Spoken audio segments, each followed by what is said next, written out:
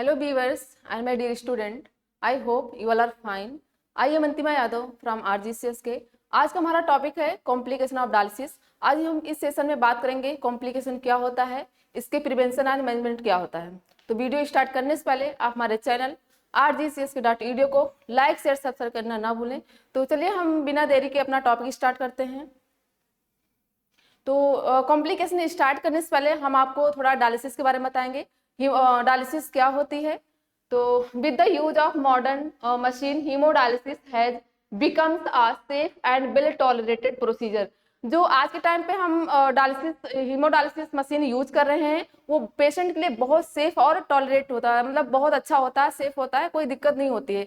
वैसे डायलिसिस दो टाइप्स की होती हैं, हीमोडायलिसिस एंड पेरिटोनियल डायलिसिस। जो हीमोडायलिसिस होता है वो पेशेंट के बॉडी से हम ब्लड लेके पेशेंट की डायलिसिस करते हैं, यानी वो ब्लड से रिलेटेड होता है। और जो पेरिटोनियल डायलिसिस होता है वो फ्लूइड से रिलेटेड होता है। पेशेंट की बॉडी हम फ्लूइड को इंसर्ट करते हैं तब हम पेशेंट की डायलिसिस करते हैं। तो इस टॉपिक में हम बात करेंगे हीमोडायलिसिस के बारे में। हीमोडायलिसिस के दौरान क्या क्या कॉम्प्लिकेशन पेशेंट को क्रिएट होते हैं उसके बारे में हम आपको बताएंगे, ठीक है।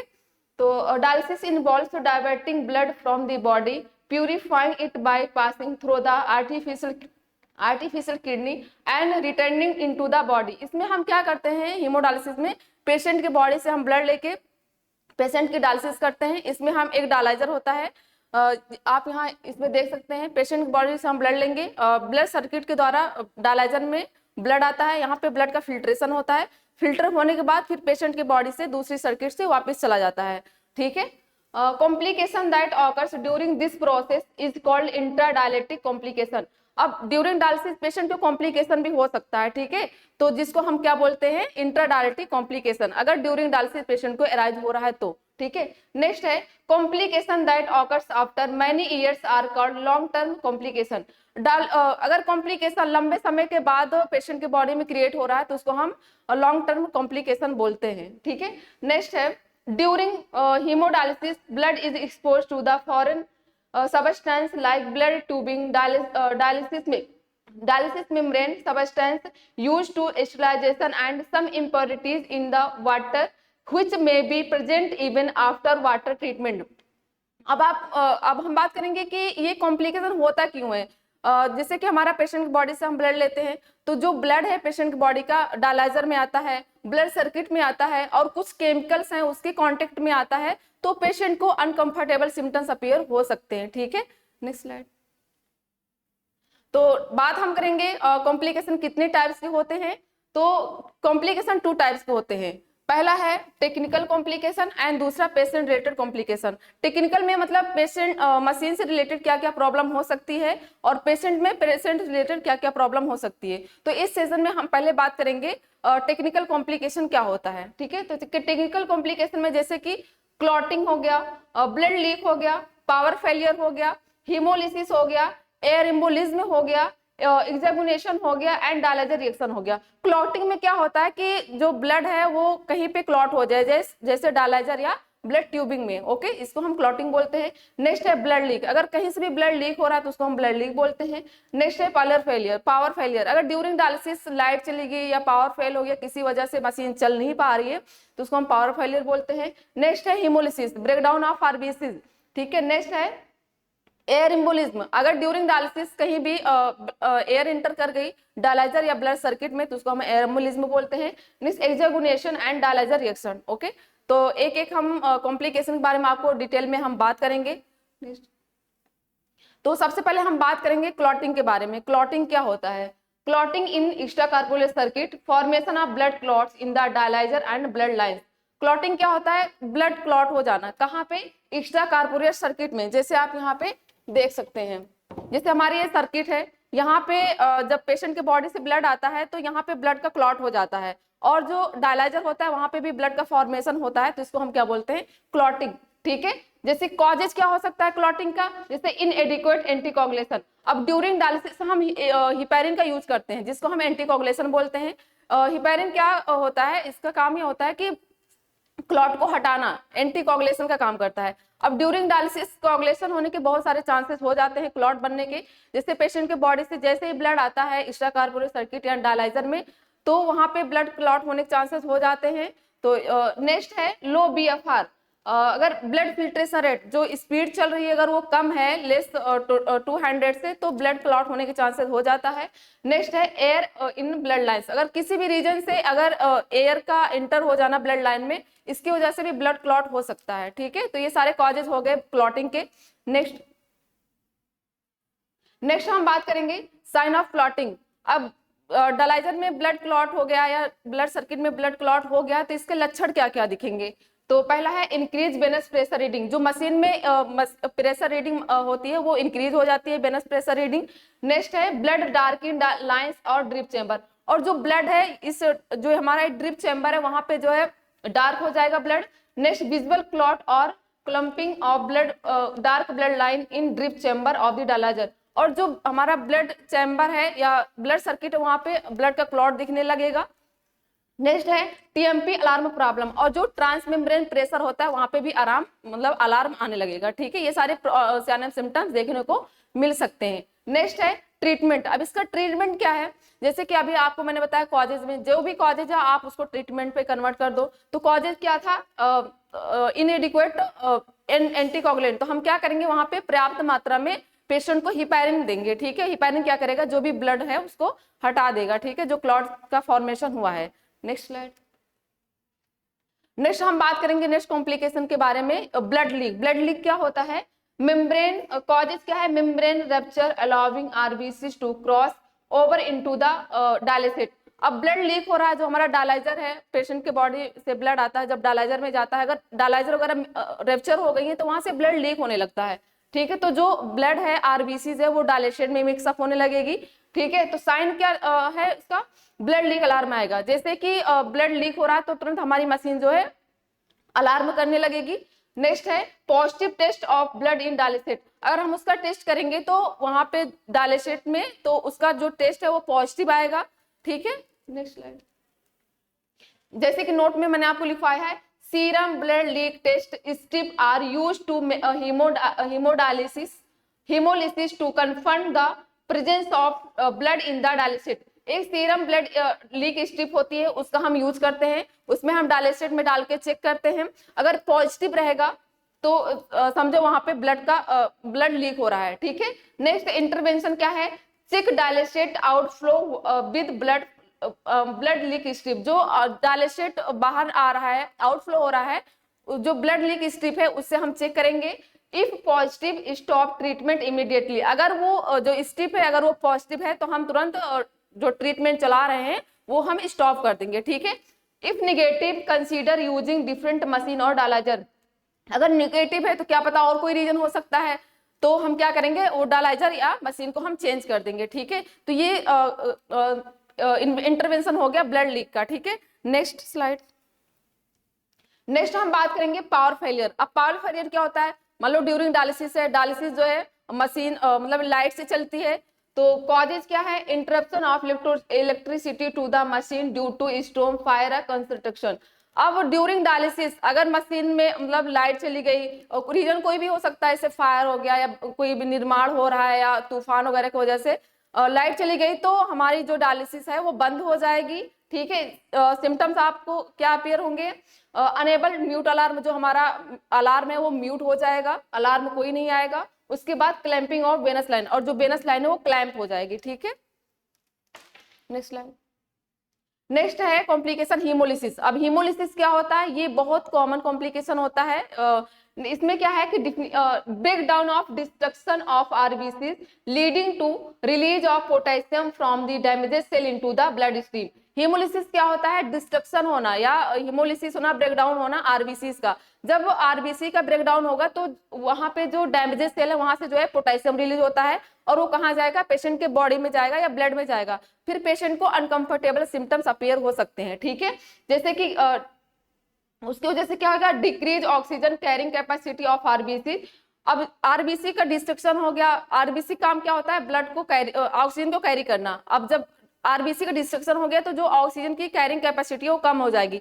फिर पेशेंट को बहुत सारे प्रॉब्लम्स पेशेंट को अपीयर हो सकते हैं, जैसे ब्रीदिंग प्रॉब्लम हो गई है ना, साइनोसिस वगैरह हो जाएगा है ना। ठीक है, नेक्स्ट है पोटेंशियल लाइफ थ्रेटनिंग कॉम्प्लिकेशन, और पेशेंट के लिए खतरा भी हो सकता है, लाइफ के लिए पेशेंट की जान भी जा सकती है अगर टाइमली उसका ट्रीटमेंट नहीं किए तो। ठीक है, नेक्स्ट स्लाइड। नेक्स्ट हम बात करेंगे इसके कॉजेज क्या हैं, हीमोलिसिस के कॉजेज क्या हो सकते हैं। जैसे कि पहला है मैकेनिकल मतलब कॉजेज क्या हो सकता है, poorly functioning of incorrectly calibrated blood pump, जो हमारी ब्लड पंप होती है वो प्रॉपर तरीके से काम नहीं कर रही है, कोई प्रॉब्लम है, उसकी वजह से हीमोलिसिस हो सकता है। नेक्स्ट है excessive negative pressure in the extra corporeal circuit, जो एक्स्ट्रा कार्पोरियल हमारी सर्किट होती है, ब्लड सर्किट होती है, वहां पे ज्यादा प्रेशर पड़ रहा है, इसकी वजह से भी हीमोलिसिस हो सकता है। नेक्स्ट है डिफॉर्मिटी इन लाइन, जो हमारी ब्लड लाइंस होती है वहां पे मुड़ जाना या उसमें कोई प्रॉब्लम हो जाना, किंक हो जाना, इसकी वजह से भी हीमोलिसिस हो सकता है। ठीक है, नेक्स्ट है ये था मैकेनिकल कॉम्प्लिकेशन कॉजेज। ठीक है, नेक्स्ट है केमिकल। अब केमिकल से रिलेटेड क्या क्या कॉजेज हो सकता है जिसकी वजह से हीमोलिसिस हो जाए।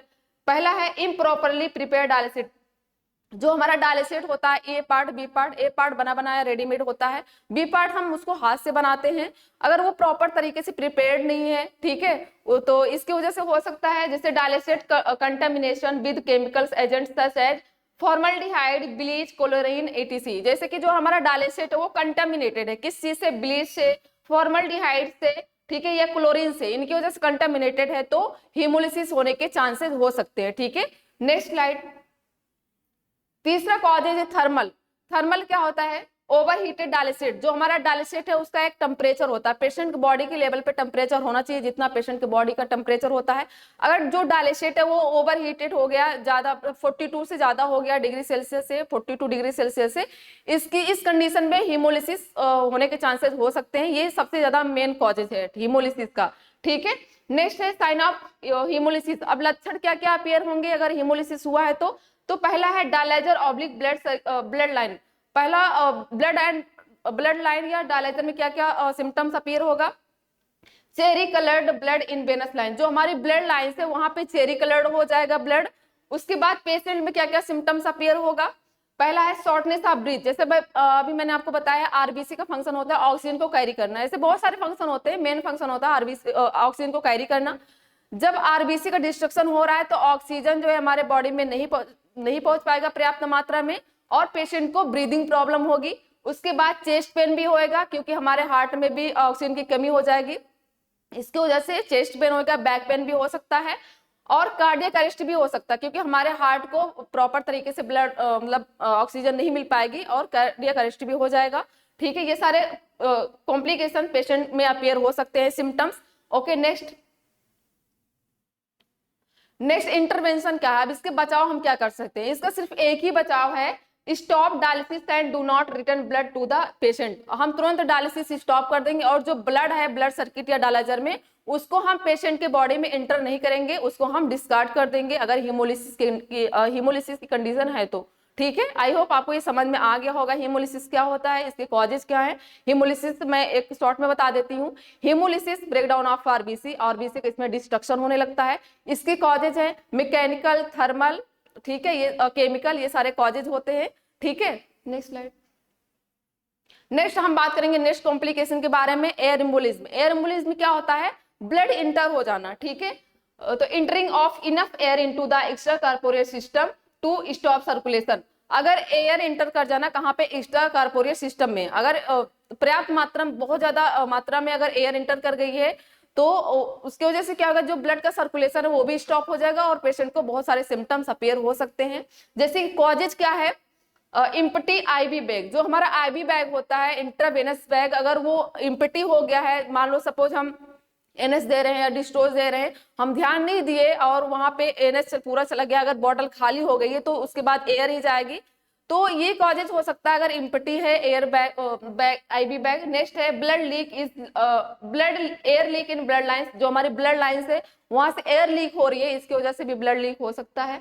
नेक्स्ट है एयर डिटेक्टर और नॉट अलार्म, जो हमारा एयर डिटेक्टर है उसका काम होता है अगर पेशेंट के बॉडी में या डायलाइजर या ब्लड सर्किट में एयर एंटर कर रही है तो जस्ट वो अलार्म करता है, अगर वो अलार्म नहीं किया टाइम पे तो ये भी रीजन हो सकता है। नेक्स्ट है एयर एम्बोलिज्म। नेक्स्ट है लूज कनेक्शन, जो हमारा कनेक्शन होता है जहां से हम डायलाइजर में सर्किट को कनेक्ट करते हैं, अगर वो लूज है, प्रॉपर तरीके से हम उसको टाइटली कनेक्ट नहीं किए हैं, तो एयर इंटर हो जाएगी, ये भी कॉजेज हो सकता है। नेक्स्ट है सप्रेशन ऑफ ब्लड लाइंस, जो हमारी ब्लड लाइंस होती है जहां से हम ब्लड ले रहे हैं, वहां पे अगर लूज कनेक्शन है, अगर टाइट उसको कंप्लीटली टाइट उसको नहीं किए हैं, तो इसकी वजह से जो हमारी लाइंस है वो सेपरेट हो जाएगी और एयर इंटर कर जाएगी। ठीक है, ये सारे कॉजेज हो सकते हैं। नेक्स्ट है pre safety check not done और डन इम्प्रॉपरली, जो हमारा प्री सेफ्टी चेक होता है, मतलब डायलिसिस करने से पहले हम सारे प्रोसीजर करते हैं। ठीक है, मान लो प्राइमिंग हो गया, तो अगर हम प्राइमिंग किए हैं तो एक बार हमें सेफ्टी क्रॉस चेक करना चाहिए। ठीक है, अगर हम उसको प्रॉपर तरीके से नहीं किए हैं, ठीक है, तो ये भी रीजन हो सकता है ब्लड एयर को इंटर करने के लिए। ठीक है, तो ये सारे कॉजेज हैं जो एयर एम्बुलिज्म में कॉजेज हो सकते हैं।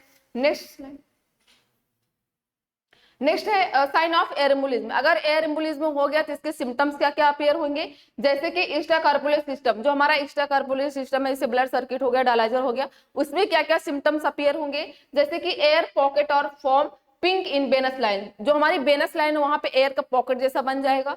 और पेशेंट में क्या क्या सिम्टम्स अपीयर होंगे, जैसे कि coughing, shortness of breathe, patient को कफिंग होएगा और सांस लेने में दिक्कत होएगी, ब्रेडपिनिया होएगा। उसके बाद चेस्ट पेन पेशेंट को हो सकता है क्योंकि एयर एंटर हो गई है। टैकीकार्डिया हो जाएगा। टैकीकार्डिया क्या होता है, इंक्रीज पल्स रेट, पेशेंट के बॉडी में जो पल्स रेट होती है वो इंक्रीज हो जाएगी। और साइनोसिस भी हो जाएगा, ब्लूज स्किन हो जाएगी। एंड पैरालिसिस, और पेशेंट को पैरालिसिस होने के भी चांसेस हो सकते हैं।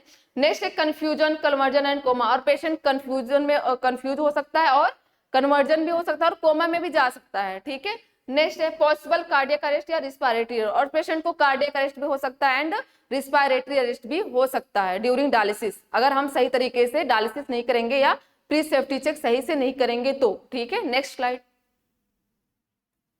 नेक्स्ट है ट्रीटमेंट ऑफ एयर एम्बुलिज्म। अब इसका ट्रीटमेंट इंटरवेंशन वगैरह क्या है, जैसे कि clamp blood lines and stop blood pump, तुरंत हमें क्या करना है, ब्लड जो ब्लड लाइंस है उसको क्लैंप कर देना है और हमें ट्रीटमेंट को स्टॉप कर देना है।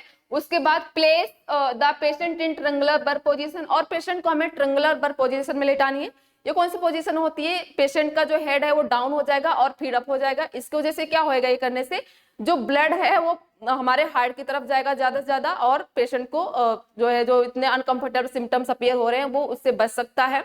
उसके बाद हम क्या करेंगे, administered oxygen to relieve shortness of breath and chest pain, और हम ऑक्सीजन का एडमिनिस्ट्रेशन कराएंगे। इससे क्या होगा कि जो पेशेंट को चेस्ट पेन या ब्रीदिंग प्रॉब्लम हो रही है उससे जो है राहत मिलेगी। ठीक है, नेक्स्ट है give normal saline to support blood pressure, जो पेशेंट का जो बीपी है वो फॉल हो चुका है तो हम उसके लिए नॉर्मल सलाइन देंगे। इससे क्या होता है कि वो सपोर्ट करता है, ठीक है, बीपी को मेंटेन करता है। नेक्स्ट है नेक्स्ट कॉम्प्लिकेशन है डायलाइजर रिएक्शन। इस डायलाइजर रिएक्शन क्या होता है, उसके कॉजेस क्या है, फर्स्ट यूज सिंड्रोम, दूसरा है hyper sensitivity two membrane. Dialysis reaction के दो कॉजेज हो जाते हैं, कौन कौन सा है, फर्स्ट यूज सिंड्रोम एंड दूसरा है हाइपर सेंसिटिविटी टू मेम्ब्रेन। ठीक है, तो हम सभी के बारे में एक एक करके बताएंगे। तो नेक्स्ट स्लाइड। जैसे कि है कॉजेज में क्या है, पहला है फर्स्ट यूज सिंड्रोम में इसकी साइन सिम्टम्स क्या है, साइन क्या है कि बैक पेन होगा पेशेंट को, चेस्ट पेन होएगा, हाइपोटेंशन होएगा, ठीक है, बीपी फॉल हो जाएगी और पीरियडाइटिस मतलब इचिंग भी होएगी पेशेंट को, और नोजिया एंड वोमिटिंग होएगी एंड बैगू डिस्कम्फर्ट, और पेशेंट को आसपास बेचैनी भी हो सकती है। ये सारे सिम्टम्स पेशेंट को अपीयर हो सकते हैं फर्स्ट यूज सिंड्रोम में। अगर मान लो कोई पेशेंट फर्स्ट टाइम डायलिसिस कराने आया है तो बहुत सारे प्रॉब्लम्स पेशेंट को हो सकती है। ठीक है, तो ये सारे प्रॉब्लम्स पेशेंट के अंदर देखने को मिल सकता है। Next slide. नेक्स्ट है हाइपर सेंसिटिविटी टू मेम्ब्रेन, और जो हमारी डायलाइजर मेम्ब्रेन है उसमें भी हाइपर सेंसिटिविटी की कंडीशन बनेगी। जैसे कि इसके सिम्टम्स क्या अपीयर होंगे, एंजाइटी होगी, डिस्निया होगी, डिस्निया में मतलब डिफिकल्टी इन ब्रीदिंग, पेशेंट को सांस लेने में प्रॉब्लम आएगी, और पॉसिबल कार्डियक अरेस्ट, और पेशेंट को कार्डियक अरेस्ट भी हो जाएगा और चेस्ट पेन भी होगा, क्योंकि जो हमारा ब्लड है पेशेंट के बॉडी से आता है हमारे डायलाइजर एंड ब्लड सर्किट में, तो वहां पे जो है हमारा जो ब्लड है उसके कांटेक्ट में जा रहा है, उसके स्पोज में आ रहा है, तो डायलाइजर में हाइपर सेंसिटिविटी की कंडीशन बन सकती है और उसकी वजह से पेशेंट को ये प्रॉब्लम देखने को मिल सकती है। ठीक है, इंटरवेंशन क्या है, इसके बचाव हम क्या कर सकते हैं, stop treatment if anaphylactic response occur, हम क्या करेंगे, अगर इनाफ्लेक्टिक एलर्जी की वजह से अगर प्रॉब्लम हो रही है तो हम ट्रीटमेंट को स्टॉप कर देंगे and ensure proper priming to reuse and new dialyser. और हम जो डायलाइजर का प्राइमिंग करते हैं, प्राइमिंग क्या होता है, प्राइमिंग हम क्या करते हैं, जो डायलाइजर है ब्लड सर्किट में वहां से एयर को रिमूव करते हैं, जो केमिकल्स वगैरह होती है, ईटीओ गैस वगैरह होती है। अगर हम सही से प्राइमिंग नहीं करेंगे या तो पेशेंट को अनकंफर्टेबल सिम्टम्स अपीयर हो जाएगा, चाहे वो न्यू डायलाइजर हो या रीयूज हम कर रहे हैं, तो उसका हमें प्रॉपर तरीके से प्राइमिंग करनी है। Okay, next slide. नेक्स्ट हम बात करेंगे एग्जामिनेशन। इसमें क्या होता है, blood extreme blood loss, blood loss होना, जिससे कॉजेज क्या है, ब्लड लाइन सेपरेशन, जो हमारी ब्लड लाइन से जो भी हमें पेशेंट के बॉडी से हम कनेक्ट किए ब्लड लेने के लिए और गलती से सेपरेट हो गई है, कॉजेज हो सकता है लूज कनेक्शन वगैरह, तो ये रीजन हो सकता है ब्लड लॉस होने का। Next needle dislodging from the access, जो हमारी निडिल है वो एलिमिनेट हो जाना एक्सेस से, ये भी रीजन हो सकता है ब्लड लॉस होने का। नेक्स्ट रप्चर ऑफ मेम्ब्रेन, जो हमारी मेम्ब्रेन होती है डायलाइजर की, वो रप्चर हो जाना। नेक्स्ट है क्रैक डायलाइजर कॉजिंग, मतलब जो डायलाइजर हमारा वो क्रैक हो गया है, इस केस में भी ब्लीडिंग हो सकती है। नेक्स्ट है लूज डायलाइजर कैप और कनेक्शन, जो हमारी डायलाइजर की जहां हम ओपनिंग होती है वहां से हम जो ब्लड सर्किट होती है उसका हम कनेक्शन करते हैं, अगर हम उसको सही तरीके से हम उसको कनेक्ट नहीं किए हैं, लूज कनेक्शन है, इसकी वजह से भी ब्लड लॉस हो सकता है। ओके, तो आई होप आपको ये कॉजेज समझ में आ गया होगा। Next slide. नेक्स्ट है इसके सिम्टम्स क्या क्या अपीयर होंगे, अगर ब्लड लॉस हो रहा है तो पेशेंट में क्या क्या सिम्टम्स अपीयर होंगे। जैसे कि पहला सिम्टम्स होगा blood on the floor in the chair, जो ब्लड है वो फ्लोर या फर्श पे या चेयर के पास वो वहां पे बह जाएगा, फैल जाएगा। उसके बाद पेशेंट हाइपो में चला जाएगा, क्योंकि पेशेंट की बॉडी से ब्लड लॉस हो रहा है, फ्लूइड लॉस हो रहा है, तो पेशेंट की बीपी कम हो सकती है। हाइपोटेंशन क्या होता है, बीपी कम हो जाना, ठीक है। नॉर्मल बीपी होती है हमारी 120/80, जब बीपी इससे फॉल हो जाती है 120/80 से, तो पेशेंट हाइपो में चला जाता है। और ब्लड जब लॉस हो रहा है पेशेंट का, तो जाहिर सी बात है पेशेंट हाइपो में जाएगा। उसके बाद patient machine pressure changing alarm, जो मशीन में अलार्म आता है उसमें चेंज हो जाएगा अलार्म। पेशेंट शॉक में भी जाएगा, क्योंकि पेशेंट के बॉडी से फ्लूइड लॉस हो रहा है, तो पेशेंट हाइपोवोलेमिक शॉक में चला जाएगा, क्योंकि फ्लूइड की कमी हो रही है। नेक्स्ट सीजर भी हो, पेशेंट को सीजर भी हो सकता है एंड कार्डियक अरेस्ट भी हो सकता है। कार्डियक अरेस्ट क्यों होगा, क्योंकि हमारे हार्ट को प्रॉपर मात्रा में ब्लड नहीं मिल पाएगा और कार्डियक अरेस्ट भी हो सकता है, ठीक है। इसका ट्रीटमेंट हम क्या कर सकते हैं, administer normal saline to support blood pressure, हम क्या करेंगे, तुरंत नॉर्मल सलाइन का एडमिनिस्ट्रेशन कराएंगे ताकि हमारा जो बीपी है वो मैनेज हो जाए। ओके, नेक्स्ट है providing oxygen for shortness of breathing, और पेशेंट को ब्लड की कमी है तो ब्रीदिंग प्रॉब्लम ही होगी, उसकी वजह क्या करेंगे, उसके लिए हमें ऑक्सीजन प्रोवाइड कराएंगे पेशेंट को। ये सारी चीजें हम कर सकते हैं, ठीक है। Next slide. नेक्स्ट है पहला क्या था, टेक्निकल कॉम्प्लिकेशन, आई होप आपको समझ में आ गया होगा। नेक्स्ट हम बात करेंगे पेशेंट रिलेटेड कॉम्प्लिकेशन क्या क्या हो सकता है। अभी तक तो आपने ये समझा कि डायलाइजर एंड मशीन से रिलेटेड क्या क्या कॉम्प्लिकेशन हो सकता है, और नेक्स्ट हम बात करेंगे अब पेशेंट रिलेटेड कॉम्प्लिकेशन क्या क्या हो सकता है, यानी ड्यूरिंग डायलिसिस पेशेंट की बॉडी में क्या क्या सिम्टम्स अपीयर हो सकते हैं, ठीक है, कॉम्प्लिकेशन। तो पहला है हाइपोटेंशन, ये सबसे कॉमन कॉम्प्लिकेशन होता है during dialysis, hypotension. Muscle cramps भी हो सकता है, उसके बाद डायलिसिस डीडीएस भी हो सकता है, डायलिसिस डिसइक्विलिब्रियम सिंड्रोम बोलते हैं। नेक्स्ट नोजिया एंड वोमिटिंग हो सकती है ड्यूरिंग डायलिसिस, ये भी कॉमन कॉम्प्लिकेशन ही है।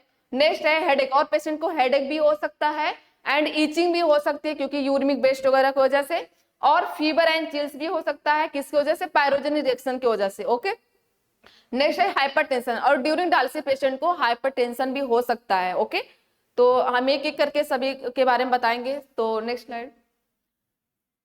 पहले हम बात करेंगे हाइपोटेंशन के बारे में, हाइपोटेंशन क्या होता है। सबसे पहले हम आपको हाइपोटेंशन के बारे में बता देते हैं, हाइपोटेंशन क्या होता है।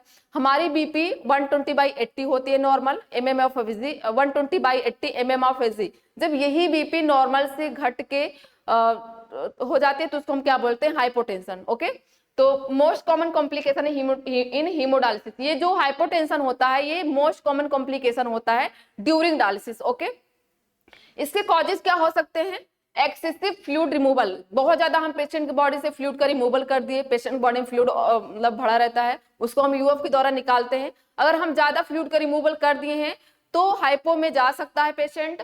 उसके बाद weak heart due to ischaemic heart disease, अगर पेशेंट को हार्ट डिजीज है, कोई कार्डियक प्रॉब्लम है, उसकी वजह से भी पेशेंट हाइपो में जा सकता है, वीक हार्ट की वजह से। और इरेगुलर हार्ट बीट, जो हमारी हार्ट बीट है वो इरेगुलर हो गई है, इसकी वजह से भी पेशेंट हाइपो में जा सकता है। नेक्स्ट है ब्लड और fluid accumulation outside the heart. अगर जो हमारे हार्ट है उसके आउटसाइड में फ्लूइड का एक्यूमुलेशन हो गया है तो बीपी कम हो सकती है। ओके, ये सारे कॉजेज हो सकते हैं, जिसको हम बोलते हैं पेरिकार्डिक टैम्पोनेट। इसमें क्या होता है, फ्लूइड का एक्यूमुलेशन हो जाता है अराउंड हार्ट, इसकी वजह से क्या होता है, जो हमारी हार्ट है वो कंप्रेस करने लगती है और इस कंडीशन में बीपी लो हो सकती है, फॉल हो सकती है। Okay, next slide. जैसे अदर कॉजेज क्या है हाइपोटेंशन के, वो तो कॉमन हो गया। अदर कॉजेज क्या है, जैसे एनीमिया हो गया। एनीमिया क्या होता है, जो आरबीसी होता है, एचबी होता है, उसका जो है काउंट घट जाता है, ठीक है, इसको हमें एनीमिया बोलते हैं। सेप्सिस की भी कंडीशन में बीपी फॉल हो सकती है, सेप्सिस मतलब इन्फेक्शन हो जाना ब्लड में। उसके बाद use of anti hypertensive drugs before dialysis. अगर हम डायलिसिस से पहले एंटी हाइपरटेंसिव ड्रग का यूज कर लिए हैं तो इस कंडीशन में बीपी जो है फॉल हो सकती है, पेशेंट हाइपो में जा सकता है। उसके बाद heavy meals during dialysis causing blood flow diversion to the digestive system leading to a drop in blood pressure. अगर हम ड्यूरिंग डायलिसिस बहुत ज्यादा हम खाना खा रहे हैं, इसकी वजह से भी बीपी फॉल हो सकती है, क्योंकि जो हमारा ब्लड है ज्यादा से ज्यादा हमारा डाइजेस्टिव सिस्टम में जाएगा और इसकी वजह से क्या होगा, बीपी फॉल हो सकता है। इसलिए ड्यूरिंग डायलिसिस हमें ज्यादा खाना नहीं खाना चाहिए, ठीक है। और उसके बाद क्या है, अब पेशेंट को सिम्टम्स क्या अपीयर होंगे अगर पेशेंट हाइपो में चला गया है तो। जैसे पहला सिम्टम्स क्या है, कोल्ड क्लैमी स्किन। जो हमारी स्किन है, पेशेंट की स्किन है, वो कोल्ड और क्लैमी हो जाएगी और पेशेंट को चेस्ट पेन होएगा और इंजाइना पेन भी होगा। इंजाइना पेन क्यों होगा, क्योंकि ब्लड की कमी हो गई है और ऑक्सीजन की भी कमी होगी। अगर ब्लड की कमी हो गई है तो और पेशेंट को उसकी वजह से चेस्ट पेन या इंजाइना पेन हो सकता है। उसके बाद यामिंग, फीलिंग डिजी, स्लीपी और वीक। पेशेंट जो है कमजोर फील कर सकता है, उसको सुस्तीपन रहेगा, ठीक है। नेक्स्ट है डिक्रीज्ड मेंटल स्टेटस और लॉस ऑफ कॉन्शियस। और पेशेंट का जो मेंटल स्टेटस है वो डिक्रीज हो जाएगा और मतलब बेहोशी के अवस्था में रहेगा और पेशेंट को सीजर झटका भी आ सकता है, सीजर भी आ सकता है। ओके, ये सारे सिम्टम्स आपको उसमें हाइपोटेंशन की कंडीशन में अपीयर हो सकते हैं पेशेंट के अंदर। Next slide. अब इसका ट्रीटमेंट क्या है, ट्रीटमेंट है pay attention to how the patient feel. पहले हमें क्या देखना है, पेशेंट कैसा फील कर रहा है उसको हमें देखना है। उसके बाद administered normal saline NS bolus. और हम उसके बाद हम क्या करेंगे, ब्लड प्रेशर को सपोर्ट करने के लिए हम नॉर्मल सलाइन पेशेंट को इंटर करेंगे। उसके बाद place the patient in triangular birth position. और पेशेंट को हम ट्रायंगुलर बर्थ पोजीशन में हम लिटाएंगे। Triangular birth position, head down और फीड अप। इसकी वजह से क्या होगा, जो ब्लड प्रेशर है, ब्लड है, वो ज्यादा से ज्यादा हमारे हार्ट की तरफ जाएगा। इसकी वजह से क्या होगा, हमारा बीपी मैनेज हो जाएगा और जो पेशेंट को चेस्ट पेन या ब्रीदिंग प्रॉब्लम हो रही है वो भी ठीक रहेगा। उसके बाद यूज सोडियम मॉडलिंग। और पेशेंट को हम सोडियम देना है क्योंकि बीपी कम है तो उस कंडीशन में सोडियम हम देंगे। और assess if evaluate target and pre bet for accuracy. और हम जो पेशेंट का प्री बेट लेते हैं, प्री सेफ्टी चेक करते हैं, प्री बेट लेते हैं, वो हमें सही तरीके से लेना है। उसके बाद assess if the fluid removal goal was correctly. और हमें जो है, जो फ्लूइड का रिमूवल कर रहे हैं उसको हम सही तरीके से असेसमेंट उसका करना है। उसके बाद review medication list for blood pressure management. और उसके बाद जो बीपी मैनेजमेंट के लिए हम दवा दे रहे हैं उसको हमें देखना है सही तरीके से। ओके, आई होप आपको ये ट्रीटमेंट समझ में आ गया होगा। Next slide.